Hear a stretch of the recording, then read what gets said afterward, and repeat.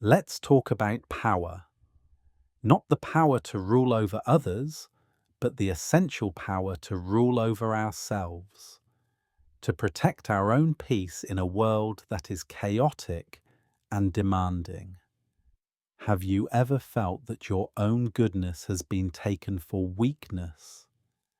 That your kindness has been exploited, your boundaries have been crossed, or your desire to please everyone has left you feeling drained, resentful, and powerless? We are often taught that to be a good person is to be soft, to be endlessly accommodating. But this can lead to a quiet kind of suffering, where the world dictates our life and our own well-being comes last. If you have ever felt this way, or wished you had a wiser, more strategic way to protect your peace without sacrificing your integrity, this journey tonight is for you. We will venture into the controversial but brilliant mind of Niccolò Machiavelli, not to learn how to be ruthless, but to learn how to be wise. This is a path to becoming a compassionate and effective guardian of your own inner kingdom, your well-being, your values, and your peace of mind.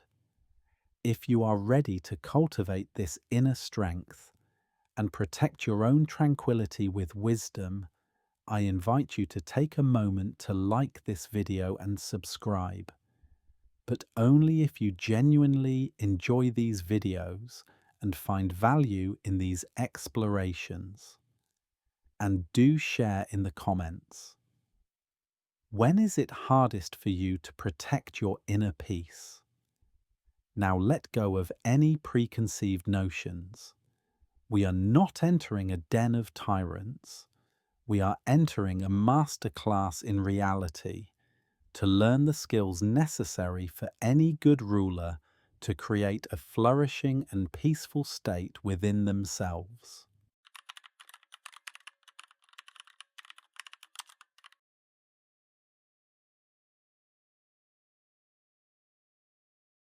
Let us be honest. The name Machiavelli is a byword for cunning, backstabbing, amoral politics. To be Machiavellian is the ultimate insult for a leader, but to understand the man, we must understand his world. Machiavelli lived in Renaissance Italy, a place of constant warfare, betrayal, and political chaos. He was a dedicated diplomat who loved his city of Florence. He watched, time and time again, as well-intentioned, idealistic, good leaders were utterly crushed because they were naive. He saw their good intentions lead to the invasion, destruction, and suffering of the people they were trying to protect. He wrote The Prince out of a kind of desperate realism. It was a stark, sometimes brutal, diagnosis of how power truly works in the world. He was not describing a world he wished for. He was describing the world as it is. He believed that for a leader to do any good at all, to protect their people, to create stability, to foster art and prosperity, they must first be effective. And to be effective, they could not afford to be naive. This is the challenging perspective he offers us. He asks us to look at the world with clear, unsentimental eyes, to understand that not everyone has our best interests at heart, and that to protect our own peace, our inner kingdom, virtue alone is not always enough. We must also cultivate wisdom and strength. I invite you now to picture your own life as a principality, a small, precious kingdom. You are its sovereign ruler. What is the territory of this kingdom? It is your time, your energy, your attention, your physical and mental health, the values you hold most dear. This inner kingdom is the only one you will ever truly rule. And every day, this kingdom faces threats from external forces, the demands of your job, the expectations of your family, the pressures of society seek to claim your territory. And from internal forces, your own self-doubt, your habits of procrastination, your fear can act like traitors within the gates, undermining your rule. A naive ruler allows their borders to be overrun. They give away their time and energy until they are depleted. They let the voices of others drown out their own inner counsel. They allow internal rebellions of fear and habit to run rampant. The result is not a peaceful kingdom. It is a state of burnout, resentment, and chaos. A wise ruler, a Machiavellian ruler in the best sense, understands that their first duty is to the security and well-being of their kingdom. To be a good ruler of yourself is not just to be kind. It is to be a wise, effective, and sometimes fierce guardian of your own sovereignty. To be a wise ruler, Machiavelli argued, you must embody the spirits of two animals, the fox and the lion. First, you must be the fox to recognize the traps. The fox is not a creature of brute force. Its power is in its cunning, its awareness, its perception. To cultivate your inner fox is to develop your strategic wisdom.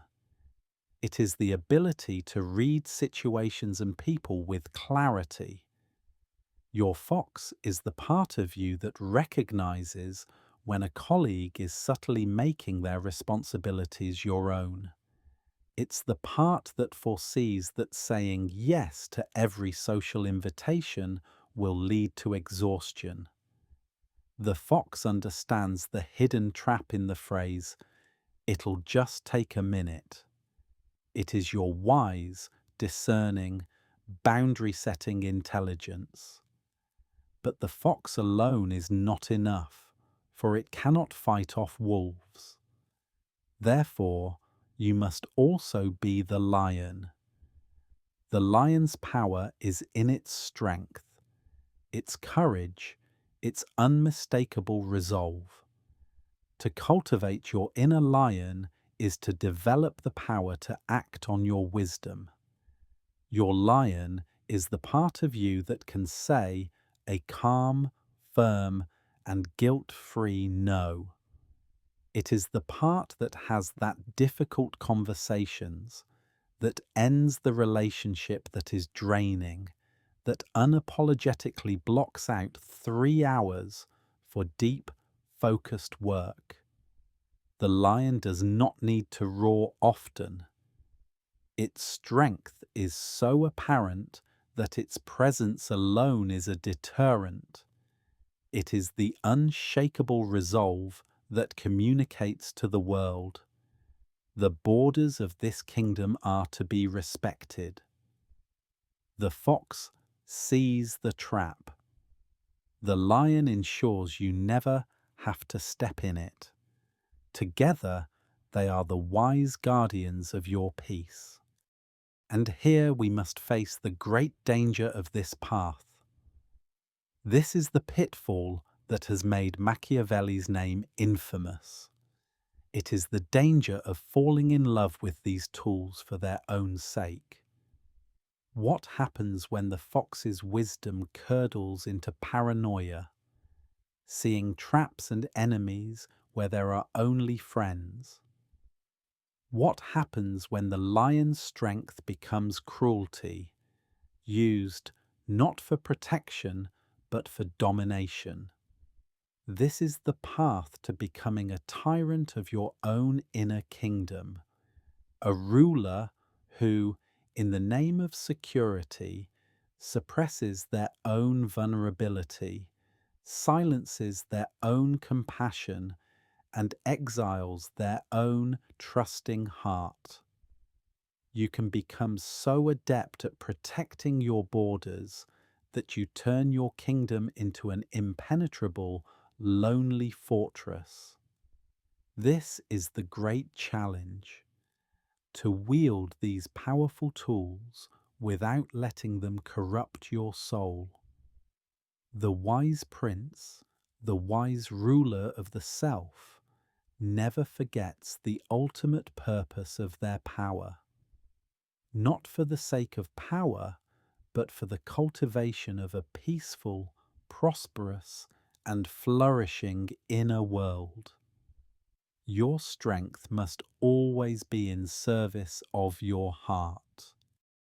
The transformation that this wisdom offers is a profound one. It is the shift from seeing yourself as a vulnerable subject in the chaotic world to seeing yourself as the capable, compassionate sovereign of your own life. You learn that true strength is not about being hard, it is about being wise. True power is not about controlling others, it is about mastering yourself. I invite you to hold a final, powerful image in your mind. See yourself seated on a throne in the calm, well-ordered center of your own kingdom. You are not anxious, you are not embattled, you are peacefully aware. In one hand, you feel the clever, perceptive energy of the fox. In the other, the calm, steady strength of the lion. From this throne, you can look out upon the landscape of your life. You see the challenges on the horizon, but you are not afraid. You have the wisdom to navigate them. You have the strength to endure them. You are the benevolent, effective, and wise ruler of this precious domain. The greatest rulers are not the most feared. They are the ones who cultivate the most prosperous and tranquil kingdoms. Rest now, wise sovereign. Your kingdom is safe. Your kingdom is at peace.